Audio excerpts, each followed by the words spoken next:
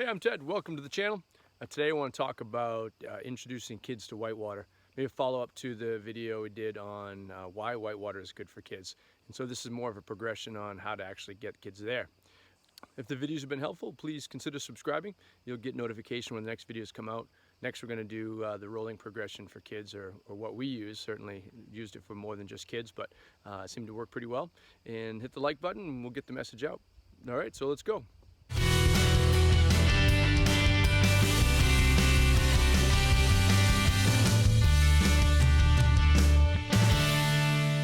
Tip number one, encourage instead of cajole.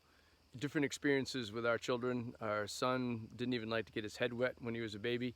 On the other hand, our daughter would wade literally right up to her ears, kind of like this, because she wanted to be out there, and waves would clean her out, and she didn't care. She loved being in the water, and so clearly that's had some impact as they've gotten older. So rather than try to push kids in the water, try to provide opportunities and try to make them comfortable as they can, but sometimes it's hard not to be disappointed if they're not going to take to the water and take to the whitewater lifestyle. But that's okay. We can still do some things.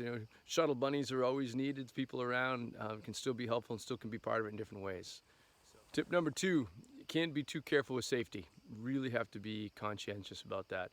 When when the kids were little, before they knew how to swim, I knew myself, and I was pretty good about not just sort of sitting on the beach and then watching them be out there. I had to be out there with them myself because I was worried that I would space out, not be paying attention, and have something catastrophic happen. So I tried to be in the water with them, until they really learned how to swim.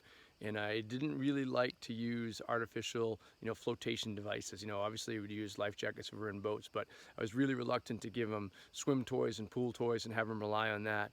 I still remember this one time, Catherine was so mad at me because the older kids were swimming out to the swim platform, and she wanted to go out there and she wanted to use a pool noodle or something like that to go.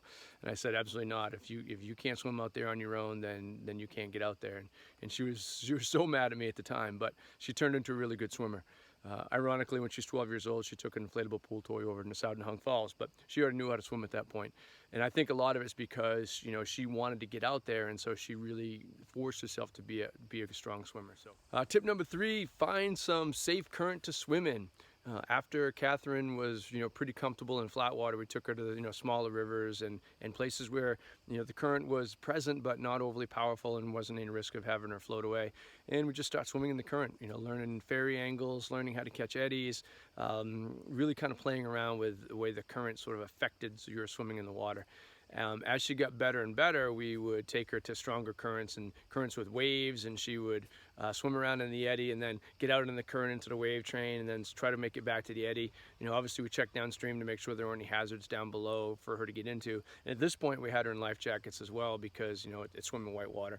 Even sometimes we put her in helmets even if the water was deep, just she kind of got used to the gear. But, swimming around the currents as it got bigger, swimming the waves, that got her more and more comfortable about being in the water. Three, get them in whitewater boats early on. We'd have our kayaks out on the beach and have them, flop in without any skirts and just paddle around. A lot of times they'd have life jackets on if we weren't right there. Suppose technically should have a life jacket if they're in the boat, but it seems like, we're in, 12 inches of water and kind of walking around. I don't know if we always did, but probably a good idea. Put them in life jackets. But biggest thing is paddle around without a skirt on. Have flop over, have fun, see if enjoy the experience of the wet exit and making a big game. We would sometimes play tag in the boats and kind of run around. So it's a great way of introducing it, very low consequence. It's kind of a fun thing. Being out of the boat's no big deal, and that serves great for the next progression. Other boats can be great too. Got them into rafts when they were young, doing easy class 3 stuff. The lower part of the Kennebec was big for us. We could put kids in Carey Brook. Even I think they were young as 3 years old, and you can head downstream, pretty low consequence, easy river, chance of flipping or something catastrophic are pretty low. So they got used to sort of being in a boat and going over waves and being in a wave train. And then it became an event. You bring food, have a picnic, go to Christmas Tree Beach and make a big day of it and a sort of a festival event. And of course the boating community is awesome. All the people out there are cool and fun, and so that big sort of carnival atmosphere, I think in many ways contributed to that aspect of fun. We'd also travel around and we'd visit family, and we'd be around the country and we'd take rafting trips. And we try to do, it's great advantage because you can catch a lot of rivers that are class 2, class 3 around there, and they have kids options. And it was great for our kids to get experience on different rivers as well. become some interesting negotiations when they got older, and they said, "Oh, we can't do this, class 4 river," and even though they were under 16 or whatever, and kind of look at, well, they've done all these other rivers, they're kind of ready for it. So some interesting discussions with other companies, but getting different experience on different rivers, I think, goes a long way to building that confidence on the water, and in Whitewater in particular. A lot of times when we were rafting or doing class 3 rivers too, we would actually take time to get out and swim the rapids. Learn how to keep your feet nose and toes up. I suppose you could use inner tubes or something less formal. We never really did that. We either had the raft, or we had people with duckies so the kids could take duckies. But a lot of times we would get, okay, here's a little section of the river, let's get out nose and toes, let's kind of slide over these rocks, and realize that you could go through rocks and not necessarily get smashed up if you kind of knew the right way to do it. And that, I think, also had a big impact on confidence and in being out of the boat, and not being overly worried if something would happen in the boat and you find yourself swimming, because sometimes it's not so bad. Tip number 5, this sounds silly, but we got Catherine a lot of her own gear. She had her own life jacket. We put a whistle on it. She has her own helmet.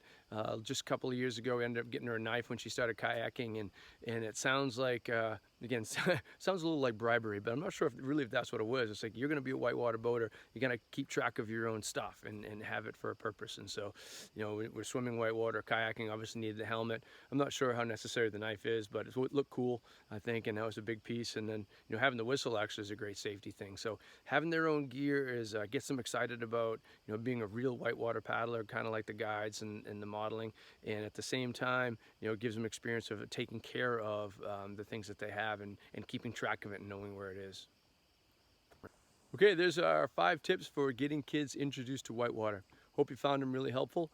Again, safety, teach the progression, get them comfortable, and really have fun out there. It's a great bonding experience that you can have with children. You can check out the Why Whitewater is Good for Kids video, and then coming up will be the progression that we use to get Catherine rolling a kayak. Till next time, I'll see you on the river.